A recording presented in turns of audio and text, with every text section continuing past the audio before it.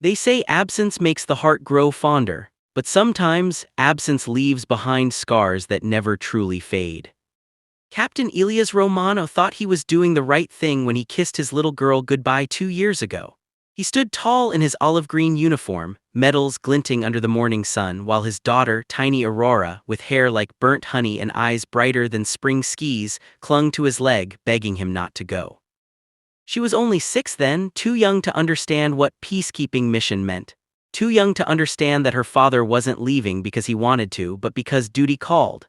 He promised her, in the softest voice a hardened soldier could muster, that he would come back with stories, souvenirs, and a heart bursting with love. Aurora, with her small, trembling hands, pressed her favorite ribbon into his palm. "Keep this, Papa," she whispered, "so you don't forget me." He swore he never would. But promises are fragile things. While Elias fought through the heat and dust of a war-torn foreign land, Aurora's life back home in Verona, Italy, shifted into something far darker than he could imagine. Her caretaker, hired by Elias before he left, was a woman named Greta Voss. At first glance, Greta seemed reliable, tall, with sharp glasses and an even sharper smile that convinced Elias she would be responsible. She had come recommended by a fellow officer's wife, and desperate to find someone who could watch Aurora while he served, Elias agreed. But appearances deceive. Greta was careless. She cooked meals for herself but left Aurora with stale bread or watered-down soup. She locked herself in her room most evenings, scrolling on her phone or painting her nails, while Aurora sat alone in the dimly lit kitchen, tracing patterns on the table with her finger, waiting for someone to notice she was there. Sometimes, Aurora whispered to herself just to hear a voice in the room. She missed her father's stories. She missed the way he would carry her on his shoulders and march around the living room, pretending she was a queen on her throne. With Greta, there were no stories, no laughter, only silence and neglect. And silence, for a child, can feel heavier than any battlefield. By the time Aurora turned 8, she had learned how to endure hunger, how to tuck herself under thin blankets when the cold bit through the walls, and how to swallow her tears so that Greta wouldn't scold her for being too dramatic. She still clung to hope, though. Every night before falling asleep, she whispered the same prayer into the darkness. "Please bring Papa home, please let him find me." What Aurora didn't know was that, across the ocean, Elias carried her ribbon in his breast pocket every single day. He had faced ambushes, sleepless nights, and wounds that ached with the memory of violence, but what kept him alive was the thought of his daughter's small voice calling him home. Finally, after 2 long years, the mission ended. Elias Romano was granted leave. His heart swelled with excitement at the thought of surprising Aurora. He imagined her running into his arms, her laughter echoing through the street, neighbors peeking from windows to watch the reunion of a soldier and his beloved daughter. But what awaited him was nothing like what he had pictured. It was a gray morning when Elias returned to Verona. The air smelled of rain-soaked earth, and his boots clicked against the cobblestones as he walked toward the house he had left behind. He carried no fanfare, no flags, only a duffel bag slung over his shoulder and a heart that beat faster with every step. He knocked once, twice, no answer. Frowning, Elias pushed the door open. The house smelled faintly of dust and something sour, like forgotten food left too long on a plate. He called out, "Aurora, Greta." Silence. The living room was messy, magazines scattered, and empty glass tipped over on the coffee table. The curtains hung loosely, barely letting light in. Elias' chest tightened. Something felt wrong. Then he heard it, a faint rustling sound from the back garden. He stepped outside, his boots crunching against the damp soil, and that's when he froze.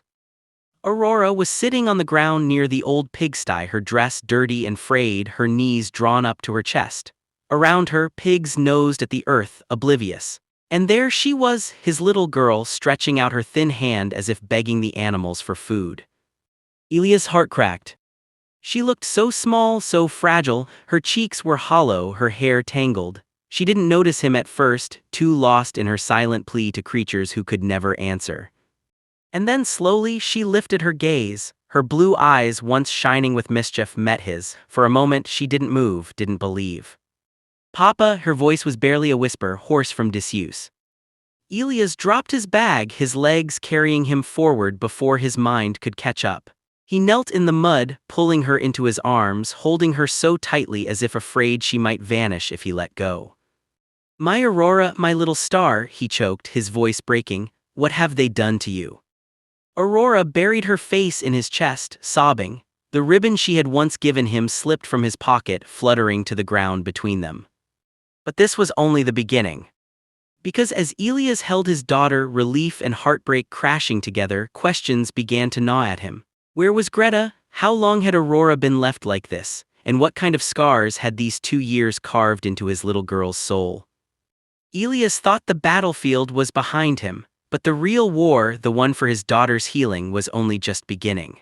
Elias Romano had faced mortar fire, insurgent ambushes, and sleepless nights in war zones where every shadow threatened death. Yet nothing, absolutely nothing, prepared him for the sight of his daughter's frail body trembling in his arms. He had promised her protection, promised her warmth, promised her safety, and here she was, begging pigs for food. As Aurora clung to him, her sobs shaking through the fabric of his uniform, Elias felt rage surge through his veins like wildfire. Rage at himself for trusting the wrong person. Rage at Greta Voss for her cruelty. Rage at the world for allowing this to happen to a child so innocent. But above all, heartbreak. He pulled back slightly, cupping Aurora's face. Her skin was cold, her lips cracked. He could see the outline of her ribs pressing against the thin cotton of her dress. "Who did this to you, my star?" he whispered, his voice trembling. Aurora blinked up at him, her eyes glassy, unsure if she was allowed to answer. "Greta," Elias pressed. Aurora gave the tiniest nod, her chin brushing against his chest. It was like a knife twisting in Elias' heart. That's when he heard footsteps. Turning sharply, he saw Greta emerging from the back door, yawning, her robe loosely tied around her frame, cigarette dangling between her fingers. She froze at the sight before her, Elias kneeling in the mud with Aurora in his arms. For a split second her face flickered with panic, then she masked it with a smirk. "Well, well," she said casually, taking a drag from her cigarette, "the hero finally returns." Elias rose to his full height, towering over her, every muscle in his body coiled with restrained fury. "You left her here," he growled, "like an animal, look at her." Greta rolled her eyes, exhaling smoke. "Oh, please, the girl exaggerates, she eats, she sleeps, what more does a child need?" Aurora whimpered, pressing herself tighter into her father's side. Something inside Elias snapped. He strode forward, grabbing Greta's arm with a grip that made her drop her cigarette. His voice was low, dangerous, the voice of a man who had stared death in the eye and walked away. "You will never come near my daughter again." Greta sneered, trying to pull free. "And who's going to believe you, soldier? You left her. You abandoned her for 2 years. Don't act like some saint swooping in to rescue the poor child." The words hit Elias like a blow because deep down she was right. He had left, for duty, yes, for honor, but still, he had left. And his little girl had paid the price. That night, Elias refused to let Aurora out of his sight. He cooked her warm pasta, spoon-feeding her gently when she struggled to finish even a small bowl. He tucked her into his chest as she fell asleep, her tiny fingers clutching the ribbon that had fallen from his pocket earlier. She whispered through half-closed eyes, "Don't go again, Papa, please don't go." His throat tightened, "Never again, my star, I swear it." But promises, he knew how fragile they could be. The following morning, Elias marched to the authorities. He reported Greta, his words laced with the fire of a soldier who had seen too much suffering. But bureaucracy moved slowly, tangled in excuses and formalities. Greta had already slipped away, vanishing from Verona before charges could be pressed. And so, Elias turned his focus entirely to Aurora. Healing, however, was not as simple as feeding her warm meals and tucking her in at night. Aurora carried invisible wounds. Sometimes she woke up screaming, trembling at shadows. Other times she flinched when Elias raised his voice, not in anger at her but at the television or even at himself. She had learned to expect harshness, to brace for neglect. One evening, when Elias tried to braid her hair the way he remembered her mother used to, she jerked away. "I'll do it myself," she cried, rushing to the corner of the room. He knelt there for hours, coaxing her gently back, whispering, "I would never hurt you, not ever." But trust, once broken, is not so easily rebuilt. Elias began piecing together the fragments of what Aurora had endured. She had eaten scraps when Greta bothered to cook. Sometimes she rummaged through the trash for leftovers. She spent nights cold, wrapped in an old curtain when blankets were locked away in Greta's room. She learned to stay quiet because speaking too much earned her slaps or cruel words. She said, "I was annoying," Aurora confessed one afternoon, her voice small. "She said you wouldn't come back because nobody wants a child who's always in the way." Elias felt the air leave his lungs. He pulled Aurora close, pressing his lips to her hair. "You are never in the way, you are the reason I survived out there. Do you understand? You are my reason." Aurora didn't answer, but her arms clutched him tighter. The neighbors, ashamed, began to whisper apologies when they saw Elias and Aurora walking together. Some admitted they had noticed the neglect but thought it wasn't their place to intervene. Others claimed Greta always seemed so convincing when she told them Aurora was fine. Elias smiled bitterly at their excuses. He had seen villages torn apart in foreign lands where people said, "It's not my problem," until it was too late. He never imagined the same indifference would poison his own street. But he couldn't fight the whole world, he could only fight for Aurora. One evening, about 2 weeks after his return, Elias took Aurora to the riverbank where he used to bring her as a toddler. The water shimmered under the moonlight and fireflies danced like tiny stars come to earth. He lifted her onto his lap, pointing at the sky. "Do you see that one?" he asked, nodding toward the brightest star. Aurora nodded silently. "That's you," Elias said, "my little star, always shining even when the night is darkest." For the first time in weeks, Aurora's lips curved into a faint smile. And Elias thought maybe, just maybe, they could begin to heal. But healing comes with setbacks. Because soon, Elias would discover the scars ran deeper than hunger or loneliness. His daughter had not only been neglected, she had been broken in ways he had yet to understand. The true heartbreak was still to come. The weeks after Elias' return were a fragile balancing act, days of laughter trying to return, broken by nights of trembling silence. Aurora was slowly learning to trust again, yet Elias noticed something behind her eyes, a shadow that no amount of warm meals or bedtime stories could erase. He caught it in the way she froze whenever someone knocked on the door.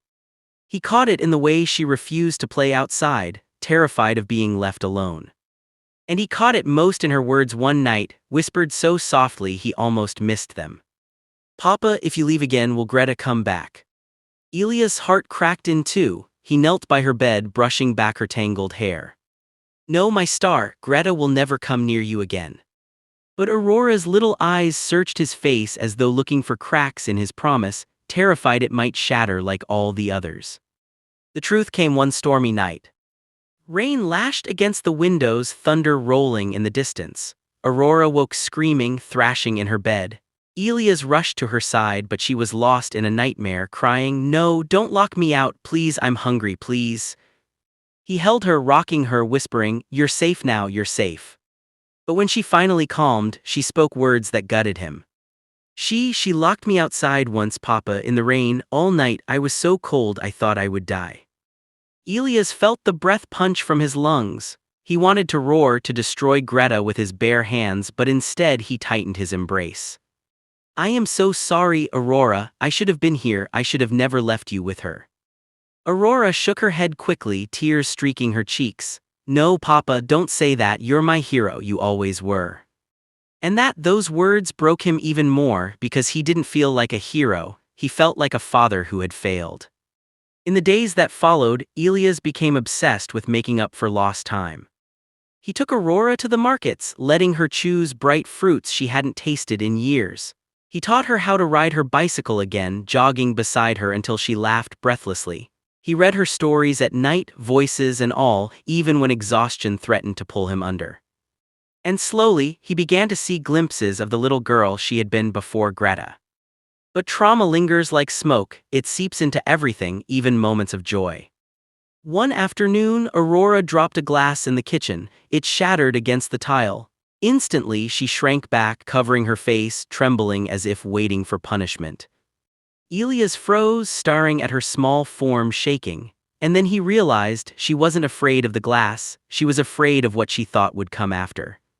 He knelt down, carefully sweeping the shards aside, then gently took her hands. "No one will ever hurt you for accidents," he said softly, "not while I'm here." Aurora's lips trembled, and then she whispered, she said, "If I broke things, you would hate me when you came back." Ilias swallowed hard, fighting back tears. "No, my star, nothing you do could ever make me stop loving you." Word spread in Verona about what had happened. Some neighbors offered apologies, others tried to shower Aurora with gifts, dolls, candies, books, as if trinkets could erase years of pain. But Aurora clung only to one thing, her father's presence. Every time Ilias left the room, she followed. When he went to the store, she gripped his hand tightly. At night, she slept curled against his chest, afraid of waking alone. And Ilias, though his heart ached for her dependence, never pushed her away. Because he knew this was what healing looked like, not neat, not easy, but messy, fragile, and real. Still, guilt haunted him. At the local chapel, Ilias lit a candle one evening, staring at the flame. Father Mateo, the aging priest, noticed him and asked gently, "What burdens you, my son?" Ilias' voice broke. I left my little girl, and she suffered more than I'll ever know." The priest laid a hand on his shoulder. "You left to protect others, but now you are here to protect her. Redemption isn't found in punishing yourself, it's found in love that endures." Ilias nodded, though the guilt never fully left him. Perhaps it never would. Months passed and Aurora slowly began to bloom again. She painted pictures, filling pages with colors brighter than her past. She laughed at Ilias' clumsy attempts at baking. She ran barefoot in the garden, her giggles carrying into the air like music. But one evening, as they watched the sunset together, Aurora asked the question that would linger forever. "Papa, why do people hurt children?" Ilias froze, searching for an answer that didn't exist. Finally, he said quietly, "Because some people forget what it means to be human, but you, Aurora, you remind me every day." She leaned her head against his shoulder, silent but comforted. The day came when Aurora returned to school. Ilias stood at the gate, his heart pounding, afraid she wouldn't let go of his hand, but Aurora turned to him, gave the smallest smile, and whispered, "I'll be brave, Papa, for you." He watched her walk through the gates, her braids swinging, her little figure strong despite all she had endured. And in that moment, Ilias realized something profound. She wasn't just his star, she was his survivor, his warrior. Life would never erase the scars of those years. The hunger, the loneliness, the nights spent crying in the cold, they would always live inside Aurora. But scars don't mean defeat, they mean survival. Ilias knew he couldn't change the past, but he could fight for her future. And so he did, every single day. Years later, when Aurora was older, she still carried her father's ribbon, the one she had given him before he left for war. She tied it in her hair for exams, wore it around her wrist for courage, kept it tucked in her pocket when she was scared. Because for Aurora, the ribbon wasn't just fabric. It was proof that promises, even fragile ones, could survive the darkest storms. And though Ilias Romana would always carry the guilt of leaving, he found peace in knowing one truth. He had come back. He had fought for her. And in each other they had found a way to heal.